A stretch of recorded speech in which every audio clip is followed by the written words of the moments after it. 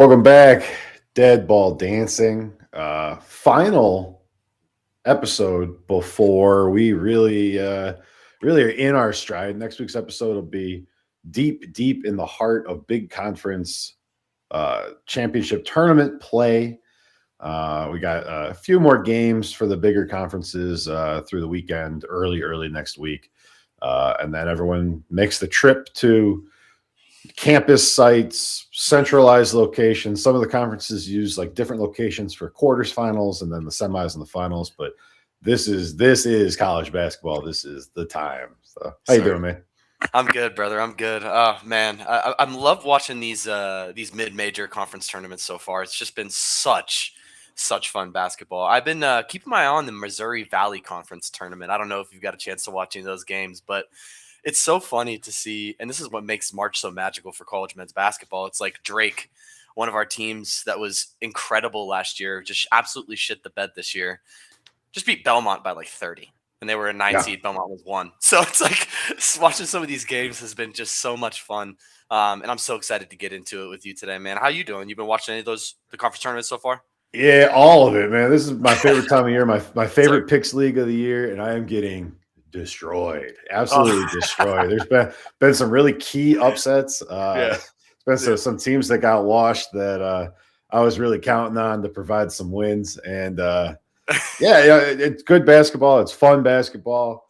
I really enjoy like the Thursday, Friday, Saturday of this week because there's like 30 games a day that are all tournament games, and they're fantastic. And then you have like Penn State playing Rutgers. Just like as an aside, because they got to finish the Big Ten schedule. So yeah, I'm not watching that game. I'll tell you that much. I'm putting aside the crappy Power 4 games for the scrappy mid-major games. That's the way that I'm going into this tournament season. I'll tell you what, Rick. I got a question for you. Is March Madness the best tournament in all of American sports? Yeah, I don't think it's particularly close. I'll always make NFL arguments because the NFL is king. Fair. Yeah, the NFL is better than any other sport, period, just because of its like positioning. Sure. Yeah, NFL playoffs, I think, leave a lot to be desired. Agreed. Yeah, March Madness is truly one of those things where it's like anyone can win, right? And we know it's not quite that black and white because you're not winning a championship if you're not one of these pedigreed teams that's been winning all year. Yeah. But you can win a game or two and get hot. And just the whole concept of the Cinderella teams and the sheer number of teams, I think, is what makes it so much fun because, it's only, 68 out of 365 teams, but that's 68 teams, which is, way more than even the NBA, which, lets everyone into the playoffs. Yeah, I know. That's what NBA is talking about, much to be desired. So what a good week of basketball, man. A lot of interesting games. A lot of strange games. Where do you want to start us off at? There's a lot to talk about. So we've kind of got a vibe. We've kind of got a vibe. We do. Shout out to Al. Shout out to Al who's listening to the show and working the grill right now down here in AZ. So we kind of got like a common theme through this, and that is closing out. Right. Yeah. Whether teams are closing out hot or closing out cold. I think almost every team we talk about today is trending in one way or the other. No one's really treading water. And what we know about tournament time is you need to hit your conference tournament hot. Sure. Yeah. You need to ride that wave into the big dance, especially for these mid-major teams. Like I don't have any recollection of a mid-major team that got like ice cold at the end of the year. And then like barely won their tournament. And want to run, right? It's these teams that have won over and over and like in convincing fashion. So I think that's kind of like the trend. So if we can, I want to start just right at the top. Duke and UNC to close out the year. Caleb Wilson done for the year. Yeah. UNC is going to be in. So it's meaningful in that way. I know we've faded them a little bit, but they are a tournament team. Yeah. But more importantly, for our number one, Duke, I don't know that UNC has any chance of beating them without Caleb Wilson. It was probably less than 10% before. It's less than 1% now. Well, I said that to say Duke goes in, right? Our number one. into the ACC tournament, do you feel there's anyone in the ACC that can beat Duke in a tournament setting? If there was, it's no longer. And I'm not saying that because of UNC. I think it was Virginia for me, Rick. And they just beat them by 26. Duke is stepping on people's necks right now. Yeah. They have 3 wins in a row. They beat Notre Dame by 50. They beat Virginia by 26. They just beat NC State at NC State by 30. I mean, we were talking about a Duke team who, after they lost to, I think it was like Texas Tech or something, like midway through the year, which is, by the way, not looking like a bad loss right now. We were fading them to like 9. And all they've done is come out and proven that they're not just Cameron Boozer, who that's what I thought earlier in the year, Rick. They are extremely balanced. So I think they have 2 boozers, right? Well, 1.5. I think this is less about the UNC, who is still going to be probably like a 6 seed, right? I think they'll get like a 6 seed. They might be a 5 and go like have one of those 5-12 upsets. I think this is more about Duke. And I think this is going to be the most resounding ACC winner that we've seen in the last 5 years. Now we know that they were good with Flag, right? You know, we know that they were good with Tatum. You know, they've had really good teams, but the fact that they're this complete and the fact that, in my opinion, they beat the runner-up by 26, for me is enough to say that, nah, I don't think there's a chance. What are your thoughts? I mean, for me, it was Virginia. I'm still really high on Virginia. I think I have them at 11. I think that's accurate. Yeah, and they're the 12 in the aggregate. So, Yeah, I mean, we've shit all over the ACC, and I always have to remember that Duke is part of the ACC. I know, right? Like, because it's easy to make the blanket statement, right? Yeah, I mean, yeah. Virginia is a good team. Louisville is a good team. Yeah. Miami is a good team. They are very. Duke is different. Duke is so different, dude.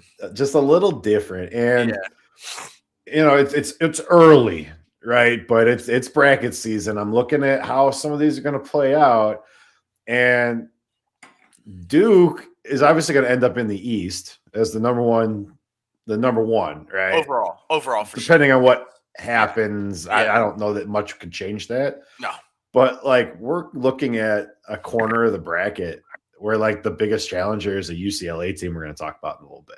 Yeah. And you know, I don't excuse me. Like I think it's very easy to say Duke's going to win 3 games in the tournament. Like this, we're talking about a second weekend team almost certainly. Like you can't even map out the ways. Like tell me how Duke doesn't make it to the second weekend, right? Like it's almost impossible to fathom it. I don't see a way not only that they don't get the number 1 overall. I think they for sure get the number 1 overall. I think after the win over Michigan, that's pretty much locked up. Even if they go to the ACC tournament final and lose by 1 to Virginia, I still think that the number 1 overall. Like, I really do. I mean, you could legitimately make the argument that they're almost guaranteed Final Four. Yeah, I don't hate it, right? As a statement we can throw out there, I don't hate it. They haven't shown many missteps. They really haven't. They really haven't. And if you think about how the NCAA tournament's laid out, what we're talking about, right, is a team from outside the top 10 beating Duke, right? That's what would have to happen for Duke not to make a Final Four, essentially, right? I'm looking at the teams outside of our top 10, and I don't think there's one on this list. Bama, maybe, if they get caught in a boat race with Bama. But if Alabama scores 110 on Duke, it means they gave up 110 to Duke. Right. I don't know if Duke scoring 110 points, anybody can survive that. I mean, like Arkansas, too. I feel like it's going to be an SEC team, if anything, right? Like Bama's high-powered on the offensive side of the basketball. Arkansas has shown that type of offensive prowess. Like Miami, Florida? Maybe, but they'd get a crack at them in the ACC tournament, right? Right. Yeah. So I'm struggling to find that team. I mean, I guess if you play Tech again, who we're going to talk about here in a second, like Tech might snag you, but who's guarding Boozer now that Toppin's out, right? So I don't know. I think I'm with you, and they are going to be a tough out. Like you and I, essentially have them. You have Michigan 1. Don't hate it. Like I really don't hate that. I got Duke 1, and I think that's really, really appropriate for them. So, yeah, I like starting there. If you don't mind, I'm gonna kick it off or keep it going with another team that's really hot. Just reference them. Texas Tech, man. Wow. Like what an impressive, resilient team after losing probably the player of the year. Like you can make that argument in Toppin. Nobody's beating Arizona in the Big 12. All good, right? Don't hang your head on that loss versus TCU. I think TCU is massively disrespected, by the way. Like the fact that this is a bubble team is fucking insane. Just letting you know. This team is very impressive, Rick. I really like the way that Texas Tech is playing some basketball right now. Christian Anderson is a monster, dude. He's a monster. 19 points, 4 rebounds, 8 assists on 50% from the field, 80 from free throw, 43% from the three-point line. Look at this resume. Wins over Iowa State, Arizona, Houston, BYU, and, oh yeah, Duke. You can legitimately make an argument. This is probably a crazy statement, but I'm really excited to hear your take on this. You can make an argument they're number 1 seed worthy at this point. I don't have any particular gripe with that. Yeah. Not losing your best player changes the math a little bit. Sure. I have Tech at 7.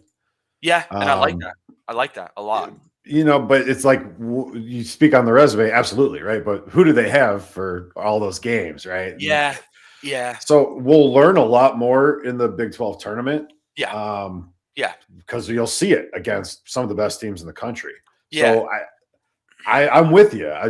There's that huge caveat that a player of the year candidate level player is now gone. Yeah. And it does leave a space on the court, right? And they've played well since he got hurt.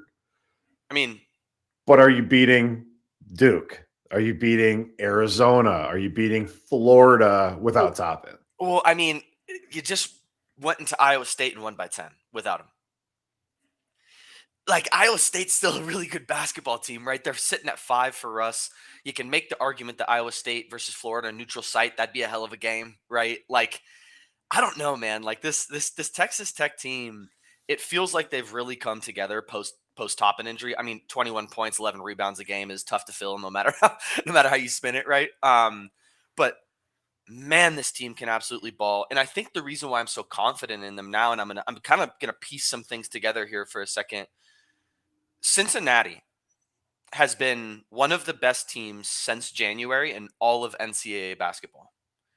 They just beat Cincinnati by 12. You beat Iowa State by 10. I don't care about the loss versus TCU. I really don't. TCU should be an 8 seed, in my opinion, in this tournament.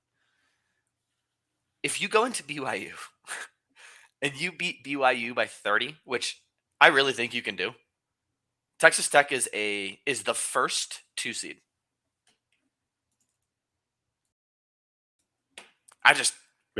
That's what I think. Anyway, sorry. Let me get off my soapbox about Texas Tech, but I'm really impressed with them. I'm really impressed with them. Yeah, I mean, they're 14 in the KenPom. They're sitting 10 for us. So 4 seed. Yeah, I mean, wait, right? Yeah, 4 seed. No, yeah, 14's a 4. 14's a 4 seed. Yeah, 4 seed. Yikes. Yeah, I think that's a bit undervalued. I mean, I have them undervalued right now. I'm at 12. No, I'm not even going to pull up the AP poll because I don't care. No one gives a shit. Yeah. So I mean, the Big 12 is an interesting one because of the cannibalization that we've seen over the past few weeks. My God. We went Arizona still, I think, head and shoulders above all of these other teams. Yeah, not close. 15-2. Houston's at 13-4.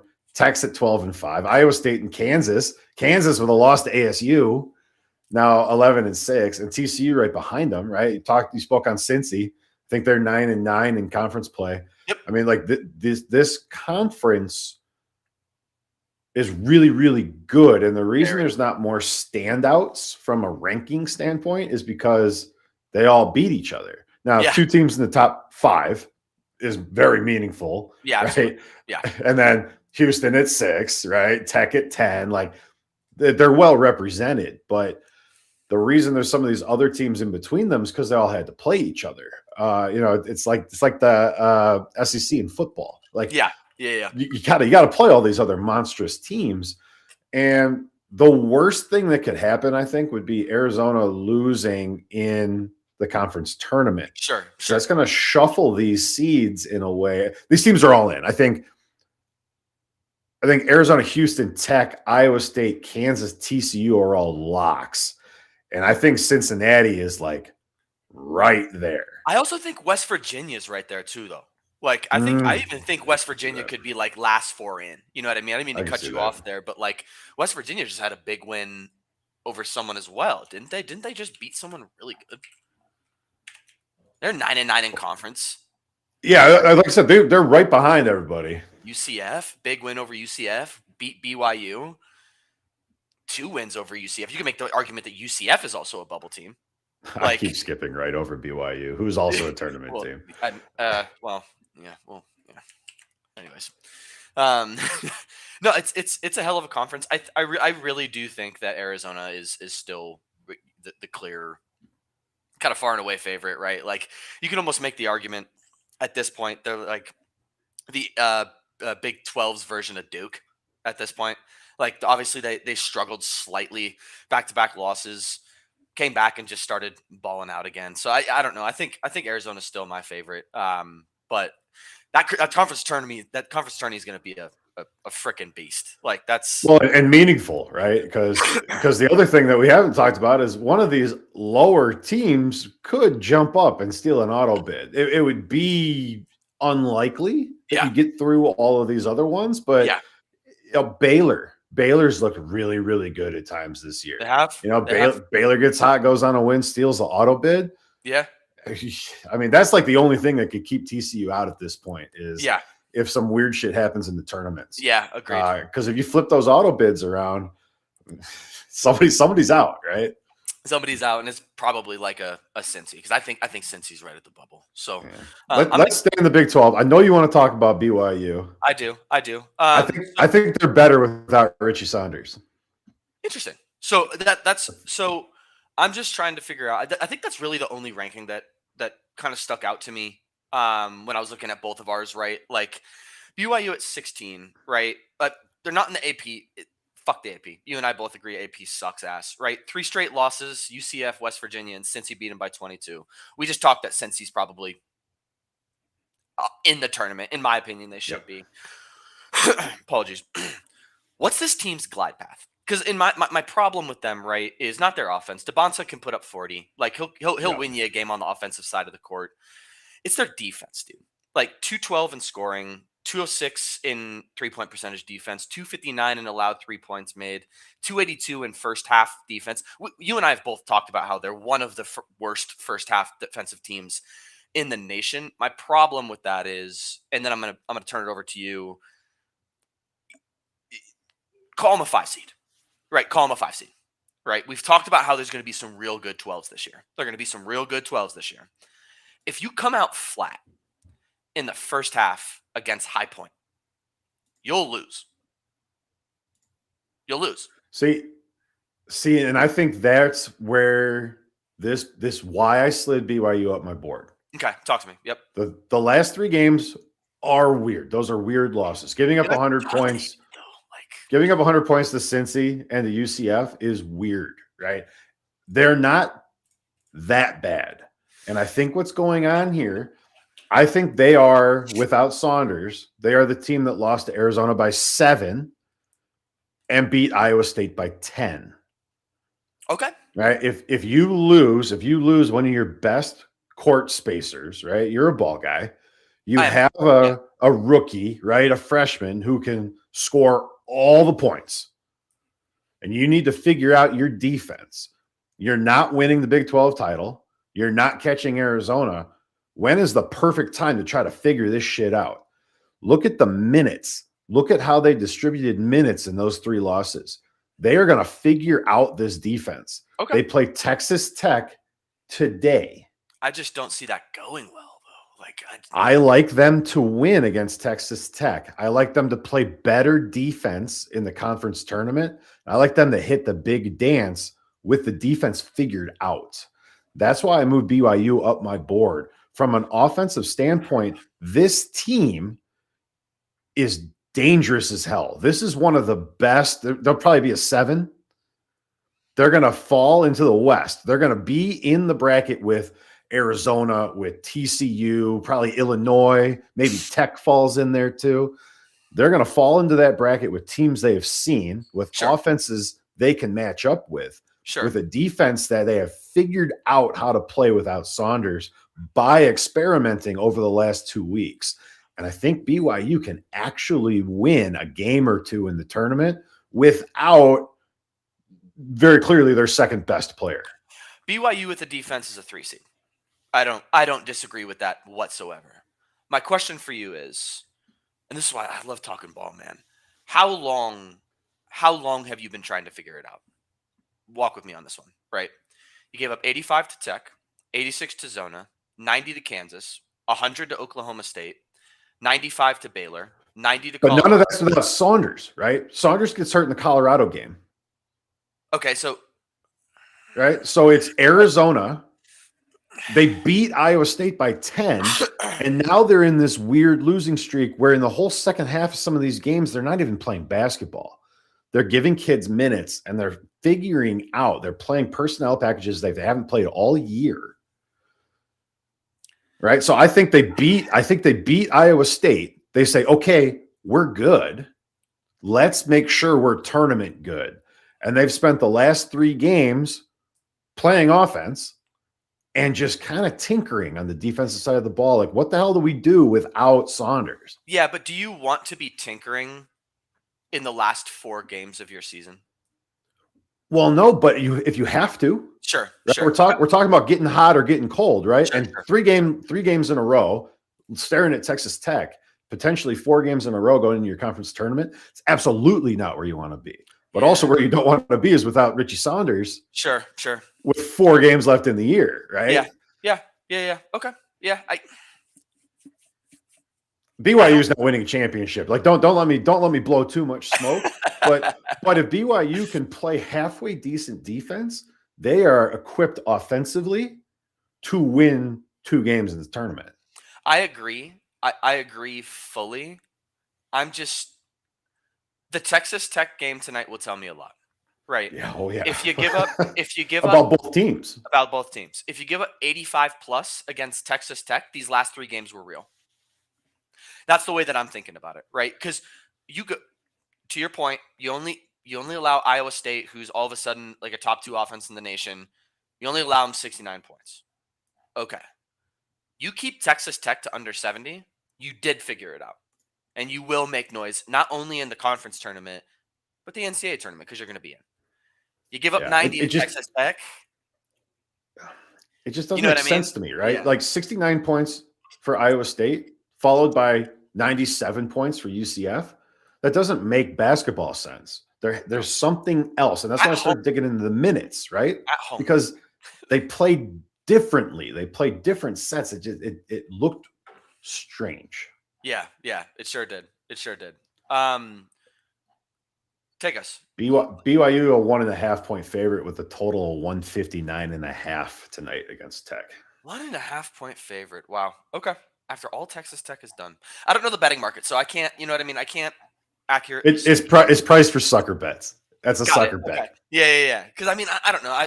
For me, it's 2 different classes of teams right now. I'm really happy that you called out like the tinkering the minutes. I didn't look that deep into it, so that's really, really good insight. I mean, DeBonsa's going to put up 35 probably, shooting 52% from the field, which is fucking absurd at 25 points a game. He's good, man. He's gonna languish for like the Hornets or something. Yeah, you saw the Hornets are hot right now. I don't know who sucks in the NBA right now. You see what he came out and said? No. He said, "I don't know. I might not go to the NBA. My mom wants me to get my degree."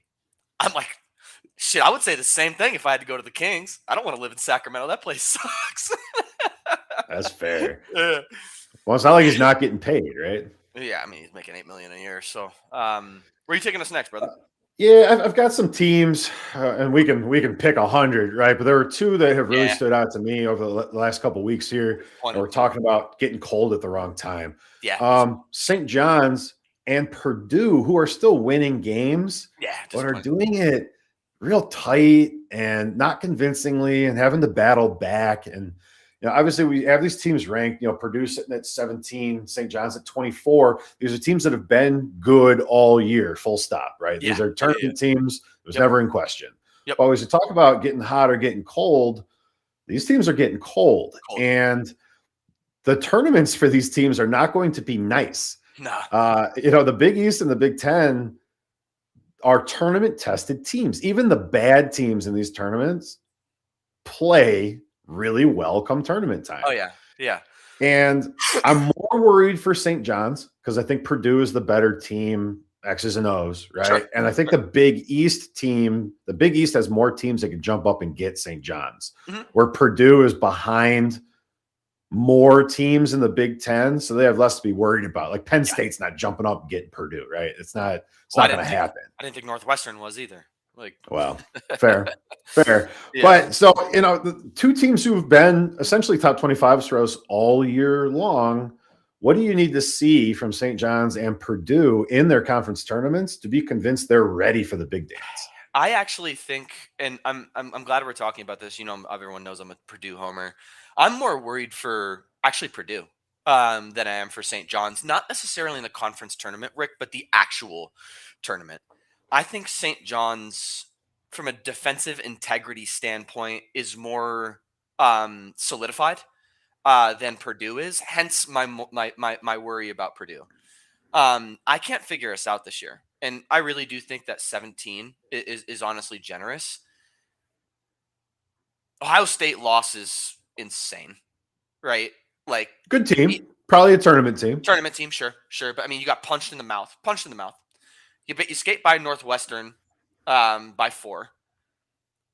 You beat Indy by 30. You beat Nebraska in Nebraska. You beat Maryland by 30. What I need to see from Purdue to actually give me confidence come actual tourney time, like March Madness time, is they got to win. They got to win the whole fucking thing. Michigan is still by far and away the favorite.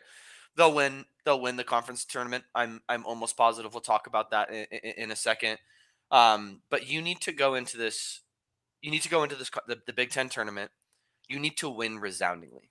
I don't want to see a 4-point win versus Northwestern. I want to see your 35-point win versus Maryland, and I want to see you get to the semifinal, pull Michigan State, neutral site, and beat them by 11. You got to give me that. I don't care if you lose to Michigan in the Big Ten final. That's okay. I don't mind. You tested them at home, lost by 11. Good loss. I'm not tripping. I want to see a resounding 3 to 4 game blowout for me to be confident in Purdue. Otherwise, we're going to be a round of 32 exit, Rick. And that's kind of where I'm at now. Now, St. John's, I think I'll breeze by him and hand it over to you. That defense is nasty. That team is healthy. You got a good win over UConn, right? Like, that's a very, very good win. What I need to see out of them is there's no ifs, ands, or buts about it. You got to win. You got to win the Big East tournament because someone like a Villanova will beat you. Like, they'll beat St. John's. But yeah, I think for me, I'm more worried about Purdue than St. John's. What about you? Yeah, I'm with you because St. John's. I think we kind of know the permutations. Yeah, absolutely. Purdue is the number 2 O rating in the country, and they don't play like it sometimes. I know, and dude. I know. That's what concerns me is they can grind out the Big Ten. We know that. Yeah, they can. If they won the Big Ten tournament, it wouldn't shock me. It's not my pick, but it wouldn't shock me. It would shock me.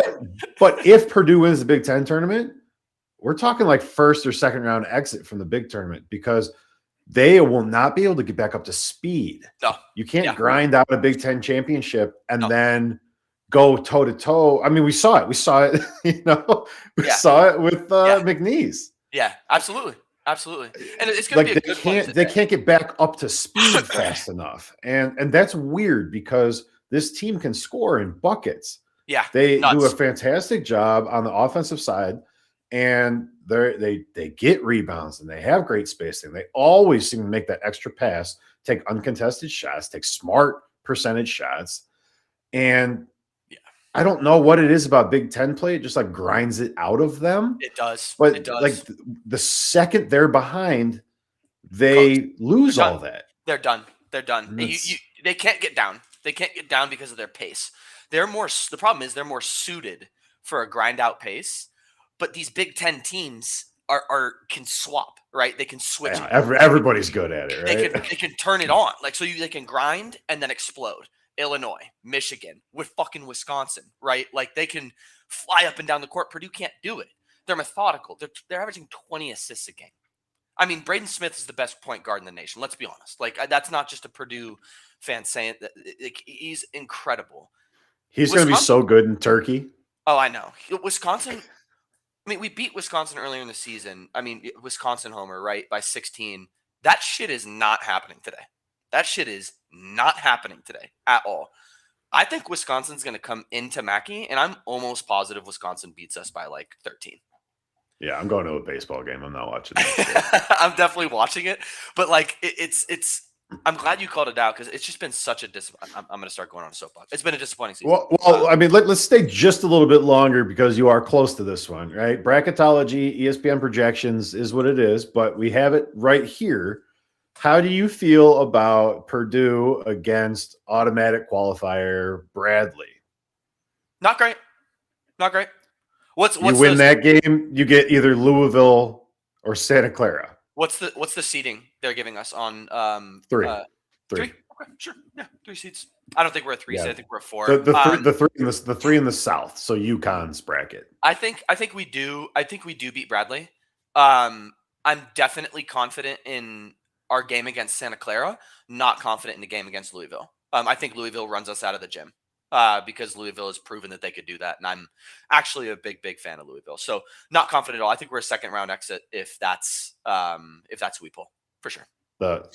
In that theoretical world, right? Next game is Florida, A&M, or Villanova. Yeah, I mean, there's no way. If Florida's what? Are they saying Florida's a 2 seed? 2. That's, first of all, that's stupid.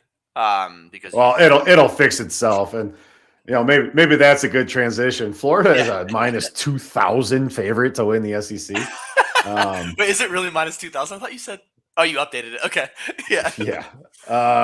Yeah. So, excuse me. Sorry. Florida's awesome. This what Florida team is what a bounce back. We had pretty much written them off. And then all they did is like win every single game by 40 points for the last 3 months. Oh my God, dude. They're so good. This team is scary good. I think they're going to end up on a 1 line. I don't want to play Florida if my team is in the tournament. Outside of maybe Arizona, who matches up well enough, why would you want to see this team? I am rooting for every other team the whole way through. 10-game win streak. I mean, they just beat Arkansas by 50. Holy crap. I don't know that Florida is the best Florida team that we've seen, but they are the best SEC team, and I don't think it's particularly close.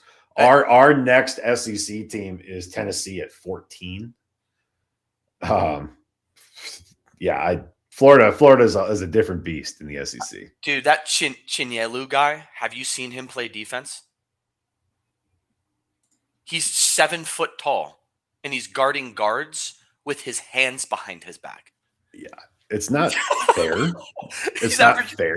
He's averaging 11 points, 12 rebounds on 60% from the field, 70 from the line for a 7-footer. You got 6 guys in double figures. You got 3 guys averaging more than 6 rebounds a game. Sorry, 4 guys. Right. So I mean, talk to me about the B side, right? Talk to me about Tennessee, who is probably the only team that can get close at this. Maybe Bama, I But think Bama's going to get blown off the floor on defense by Florida. Like Bama could hang 80 and Florida would beat them by 20 points. So Yeah. talk Now to me about Tennessee. I do want to caveat this with they're 11-6 in conference. They're 21-9 overall. They're 14-2 at home. 4-3 versus the AP. Team's real good. Excuse me. I think they're lining up for 5-12 upset. That's just my kind of feeling. And I'm going to get to why. But, like, are you confident that if they're a 5 and McNeese is a 12, you can say confidently that they win that game against that length and athleticism? ESPN has them against Stephen F. Austin right now as In a that 5-12. Stephen F. Austin is like 30 and something, or like 29 and something. Like, Stephen F. Austin's a good team, right? You can check that while I'm talking. My problem isn't their build, right? They're balanced. They can score the basketball. They can play defense at times. My problem is their ability to close out games, Rick. We talk about trends, right? We talk about getting hot, getting cold. We've seen it so many times with this Tennessee team. Look at the 2 games versus Kentucky. Up at the half, they choke off 15-point leads at home and away, right? Kentucky beats them twice. They can't close out games for the life of them, Rick. And that doesn't bode well, not just in the SEC tournament, but doesn't bode well in March Madness either, because these teams can get hot and punch you in the mouth. It's like, I'm pretty sure that if you dug into the data, they've been outscored in the second half more than 50% of their games. That's just a feeling. Someone can gut check me. The first win versus Bama is looking real good because Bama's starting to trend absolutely in the right direction. I'm trying to understand why everyone's so high on this team, Rick, because we talk about the eye test. Like, the eye test does work for you and I, especially in our top 25 ratings here. This team doesn't do the eye test for me, man. And I think that's where I'm struggling a little bit. So I moved them to 22, right? They're 14 in our rankings. I can see them at a 3 line. I can definitely see them at a 3 or 4 line. That would not shock me at all. Why is everyone so high on this team? What am I missing in the eye test that everyone else isn't? I think it's about right? A 5 seed for ESPN. Quick point of clarification. That's Stephen F. Austin. That's the Southland bid, right? McNeese is a half game behind him. That's the auto bid for the Southland. So that's either Stephen F. Austin or McNeese is what ESPN is saying. Wow, 20-2 in conference. Holy shit. Yeah. So, I mean, yeah, ESPN has them at a 5, right? I don't care where the AP poll has them. No, I don't. Ken Palm has Tennessee at 13. I think I have them at 13. Like, you do, which I don't mind. We're not that far off, right? Even you not. at 22. Yeah. We're all saying essentially the same thing. Yeah, agreed. I know that the media is in love with Tennessee, and I don't know if it's like SEC washing or what, but I think it's about right. I think somewhere between a low 3 and a high 5 is where Tennessee should be. They've played really, really well this year. They've won the games, right? They've also lost in embarrassing ways. Right. But they are probably the second best team in the SEC. They are probably a unanimous top 30 team, no matter what rankings you're working on, right? I mean, I think it's appropriate. I think having them as high as 13, like I do. I don't mind that. But I feel like that's the side you have to justify, right? I think where all the people have Tennessee ranked is about right. And you have to make the argument to slide them from 20 to 13, right? Like, but having them anywhere between, 18 and 35, I don't think you even need to talk about it. I think it's appropriate. I think it's right with what we've seen. And I had it, like, it's funny, like, before this past week where they had some really good wins and looked solid, I had them at 38 or something like that, which is a little disrespectful, right? Like, obviously they're not the 38th best team in the nation. We can all agree on that. But then to your point, it's like, if they look like shit, you could put them at 30. If they look really good, you could put them at 14. Like, and I think that's where my concern is, right? Is they haven't passed the eye test, and the inconsistency in their play is why I don't know, like, what to do with them. You know what I mean? So, yeah, Tennessee's an interesting team. If you told me they made the Elite Eight, I'd be like, I don't know. All right. Like, Yeah, well, the offense is there, right? I yeah. mean, they Oh, can yeah. score. They can Yeah. score in bundles, and Yeah. I'm not super worried about Yeah. their ceiling. I'm more worried about their Floor. floor. Exactly. Exactly. And so I'm going to talk about another team that's kind of in that same bucket for me. You and I had Nebraska at like number 3 in our top 25 about a month ago. I want to clarify that Nebraska is still very good. They're, We have they're them at 11. yeah, yeah, we have them at 11. And I really do think that they're a phenomenal team. If you told me they won the Big Ten tournament, Rick, I'd be like, yeah, that makes sense. 14-5 in the Big Ten.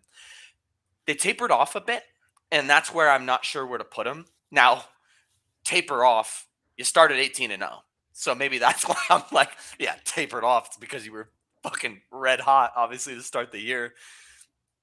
You test Michigan, which I really like. They lost to Michigan by like 3. That's a really good loss. I think they should have won the game. I think the refs were a little shitty in that game. Whatever. Let bygones be bygones. Lose by 20 to UCLA. That one was weird. That's a weird loss to me. And we talked about it a little bit with Texas Tech, and I'm excited to get your thoughts on this. Or I'm sorry, BYU. My apologies. Well, BYU and Texas Tech. Texas Tech loses Toppin. You're not going to win the championship unless Christian Anderson averages 40. You lose Saunders, BYU. 20 points a game, not winning the championship. Ranked Mast is gone, right? 14 points, 6 rebounds, 3 assists, 50% from the field, 80 from the line, 32 from 3. The going has definitely got tougher without Mast being there. I'm trying to figure out kind of floor ceiling wise, right, with Tennessee, where do I put this team? I'm actually rooting for Nebraska. I love the way that they've resurged this year. I love the way that they're coached. I like watching them play in Nebraska. That stadium goes nuts. I'm concerned because I think they could be a 3 seed. I think they deserve a 3 seed after the resume that they've put together this year. 3 seed pulls what? What is that, Rick? A 14? What if you run into like Navy, who all of a sudden Navy's hella good? Like, you know what I mean? So it's funny you say that. ESPN has Nebraska and Navy. Wait, do they really? In the sub bracket with Vandy and a Red Hawks team we got to talk about. Yeah, I mean, number 4 team in the nation. But yes. So what is your thoughts on Nebraska? I think they're the team that lost to Iowa. Okay. I think they're the team that went to Iowa, played great defense, and lost. Because they have no offense without Mast, yeah. I mean, Mast is still out there, right? He's playing. Wait, I think I heard. Yeah, but he's still playing. I'm almost positive boys just sucking down IV bags and playing basketball. Oh, shit. Yeah, he played 29 minutes in that loss to UCLA. Yes, he's hurt, but I don't think he ever missed it. I don't think he's missed any games. He just they just strap him to an IV bag. He goes out there and pulls the IV stand around with him. Yeah, but he's not ranked Mast right now, right? It's like, yeah, I mean, it's not right? Yeah, they play Iowa tomorrow, and I don't think that they can beat Iowa right now. I agree. Is it in Iowa or in Nebraska? Nebraska. That makes me a little more confident. But I mean, Iowa looked real good against Michigan, right? So I guess what's your ceiling for this team? Let me phrase it to you that way, Rick. Where do you see this team? Sweet 16? I think Sweet 16 is realistic for this team. 2 tourney wins. I have a feeling they're done first weekend. Wow. Okay. Wouldn't shock me either. Right? If we just use ESPN's bracket here, they'll beat Navy, and Navy will out physical Nebraska, and then Vanderbilt will roll over the top of them. Yeah, sure. Where they got Vandy at? 6. 3-6. Okay. Yeah. I think this team has all the talent in the world. I think obviously Mast being hurt is huge. And I think it's causing stress at other points in their defense Agreed. There's that they holes. haven't had to deal with this year. They haven't had to play that kind of basketball. And I think that's where we're going to see it, right?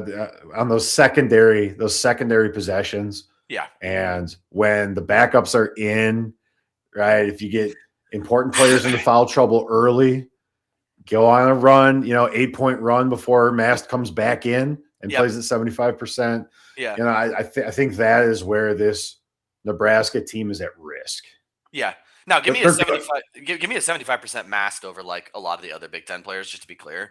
But the rotations are slower, right? It almost feels like trying to find the best way to put this. It's like when on a power play, when the skaters have been out there for 2 minutes, right, and you can't get a line shift. That's what it feels like for Nebraska, right? And that's what it feels like watching Mast try to rotate. Because I'm a big fan of Mast, but I wouldn't be shocked if they were around a 32x. Anyways, before we move on, obviously to our really cool segment, take me through some Miami of Ohio, which obviously I'm really really excited about.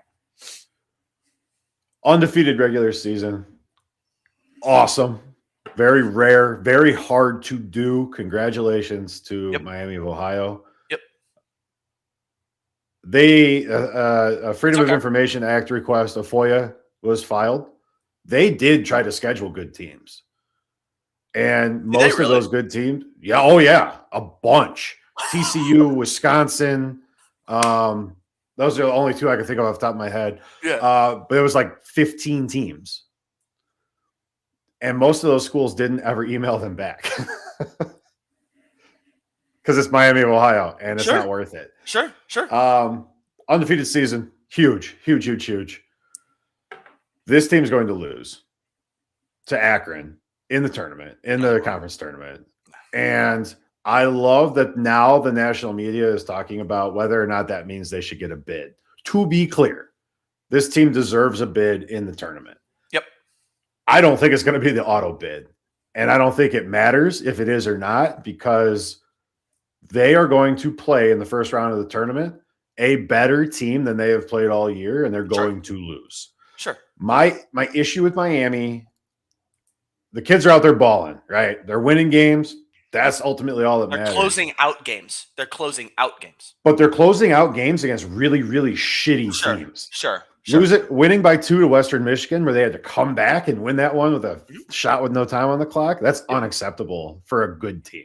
Yeah, I don't mind that. Same thing against Toledo, giving up 108 points to Ohio.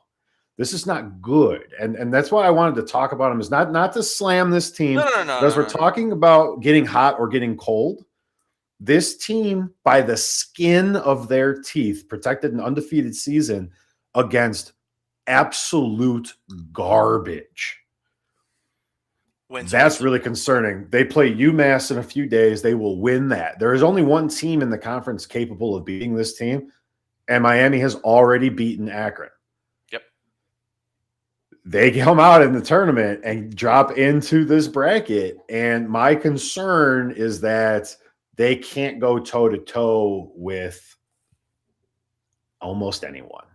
I don't know that they are good enough to beat Vandy, Nebraska, Navy, St. Mary's, Ohio State, I think Eastern Tennessee, Troy. I think they would beat the shit out of St. Mary's. That's my feeling. I think they'd beat the dog shit out of St. Mary's, to be perfectly honest with you. Man. If you give up 108 points to Ohio. Sure. So we both agree that regardless, I'm glad we're talking about this, regardless of what happens in the conference tournament, this team should be in.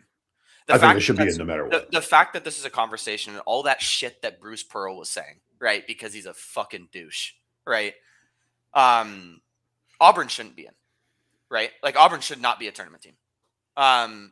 You go 32-1, you lose in the MAC championship. Give him a 12 seed. Give him a 13 seed. Fine.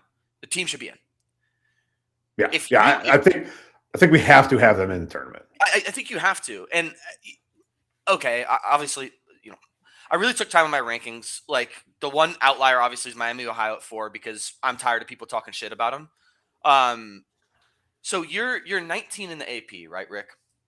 Let's say you went out You're undefeated through your conference tournament.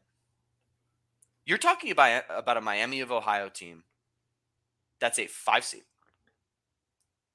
There's no way. But Rick, though, but hold on. We both agree that AP is garbage. You and I are on the same page. Garbage. 19 is a 5 seed. Are you saying that But the poll has nothing to do with how the tournament is seeded. You have to. It's a completely different entity. The AP does their poll. Okay. The tournament. Fine. I mean, the metrics are published, right? What seed are they? There's no way. What seed do you give an undefeated Miami of Ohio team? 11? No. The top 11 seed? Yeah. No. And then you split the 11 on the back half with a play-in. No, you give them an 8. You give them an 8. There's no way. There has to be a way. There has to be a way. If this team wins their conference championship, they might play their way to a 10. Maybe. There's no way. I guess they have not played a single game against a quad 1 team. Yeah, they have more wins against non-D1 programs than they do over quad 1 and quad 2 games played. Sure. That's why you play the games, right? I mean, put them in at 11. They beat Vandy. They beat Nebraska. They beat Houston. No one will ever remember that this team didn't play literally anyone. But they got to do that. They have to win those games. 7 plays 10. Okay. Hypothetical. Call them a 10 seed. I would love to see Miami against Miami of Ohio. Would love to see that. Would love that match. Just for the narrative. It'd be so much fun. Call them a 10 seed. Right. Play a 7. Yeah, 7. Yep. My 7 seeds. St. Mary's. St. John's. Clemson. Wisconsin. I'm just naming teams that could be 7 seeds. Yeah. West Virginia. No. Sorry. St. Louis. They don't beat a single one of those teams. Yes, they do. Absolutely. Maybe not St. John's because of the size differential. They beat St. Mary's. Clemson lost to McNeese last year. They beat Clemson. McNeese would demolish this team. I completely disagree. But that's why you play the games. To your point. That's why you play the games. Yeah, we're gonna know. We're gonna know. They play UMass on the 12th. We're gonna find out. They will beat UMass by 30. Yeah. We are going to find out. Good conversation. Akron is the only team in conference that can beat this team. Beat them There's nothing else even worth talking about. So they beat them twice already. Take us to the next segment. I'm not talking about Michigan today. I'm fucking pissed off. You don't want to talk about Michigan? I wanted to talk about Michigan using only your rankings. Go ahead. So the team you call the most overrated 1 seed, the weakest 1 seed we've ever seen. That's correct.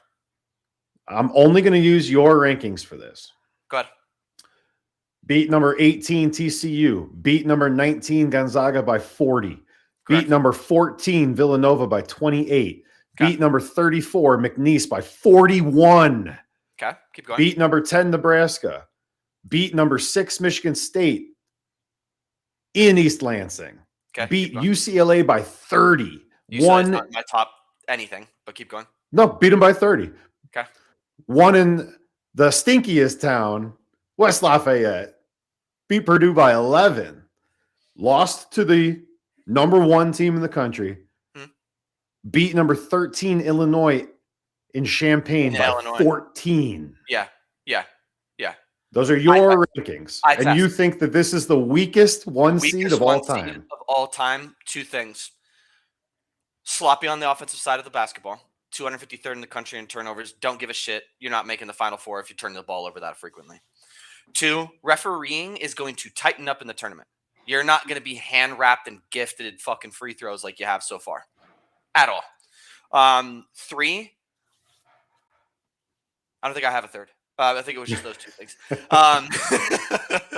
I agree they're monstrous. make the argument that they're pretty much an elite 8 lock. I think that in the Duke game, they got exposed that if they don't get to the free throw line and they're not reliant upon, which they're very efficient at, by the way, they're very efficient at. They shoot at a very efficient percentage when they get there as well. You and I both agree that everything tightens up come tournament time, right? Like, it's the same thing with USC, which we'll get into in a second, right? I'm going to get there. I don't know that we will. We are just about out of time. We're going to have to pick a segment. And anyways, to your point, am I embellishing? Yes. Am I confident that without free throws, they're the best number 1 seed? No. Lost to the best team in the country by 5 neutral site and have not been tested otherwise. Sense. Yeah. But I think Michigan State beats them in the tournament. That's Michigan State might beat them tomorrow. That's a good team. At Michigan State, I'm higher on Michigan State. That's for sure. Keep going. That's all I got. That's why you play the games, right? Yeah, exactly. That's why you play the games. All right. What do you want to do? You want to do Starch Madness or you want to do Game of the Week? Go Game of the Week. Let's quickly call out our Big Sky picks, though. Starch Madness is the coolest. Coolest shit. Starch Madness. Starch Madness. I have number 5 seed Northern Colorado plus 425. Hell yeah. Love that pick. Who they have? They have Montana. Is that right? They got Montana. Yeah, they're in the middle here. Yeah. Fair enough. I'm gonna go Montana State. And the reason why I'm going Montana State is because Jed Miller's the best player in the nation, apparently. He's shooting 47% in the conference for sure. In the conference for sure. Anyways, yeah, I'm going Montana State. This start today. Yeah. Yep. Hell yeah. All right. Take us through. Go Montana State. All right. Game of the week. UCLA USC, a game that has lost just a little bit of luster. Yep. With some people being dismissed from programs. I picked this one because this is a really, really important game for both of these teams. UCLA is probably in no matter what. USC has to win this game to have a shot at the bubble. Yeah, agreed. USC losing Baker Mazar is 18 a game. I'm not going to get into my stats just because we're running low on time. Who's going to backfill that? Is it Elijah Arenas who's shooting 33% from the field? No. Gilbert's mad. Gilbert's mad, man. Kid sucks. Elijah's actually horrific at basketball. They're horrible on the defensive side of the basketball. USC is.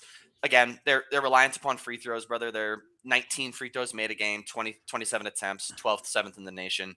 UCLA is the more complete team.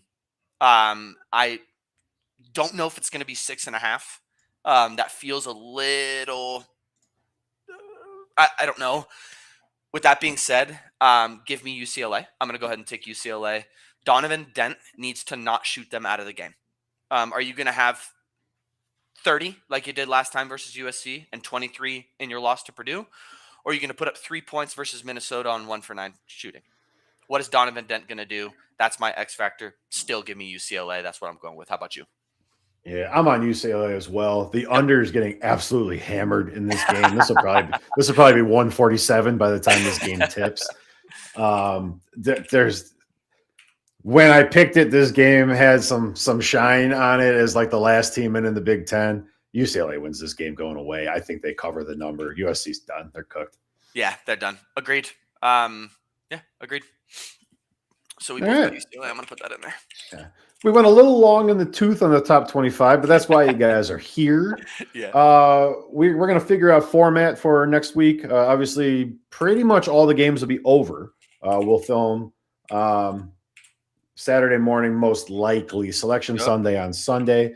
But keep an eye on the channel. Make sure you like, subscribe, and hit the notify button. And then no matter when we schedule it for, you'll know. Oh, yeah. But hey, thanks for joining us. It's been a really fun season of college basketball, and we're not done yet. Second season is underway, and we got some really good basketball coming our way this week. We sure do. Starch Madness starts today. Starch Madness. Go watch it. Good talking to you guys. Gotta get those picks in. Great conversation, and looking forward to Selection Sunday next week, man. My goodness. We're right there. It's going to be fun. It's going to be fun. Sir. Hey, this has been Dead Ball Dancing. We'll see you guys next week. Have a good one. Enjoy the games. Peace, y'all. Peace out.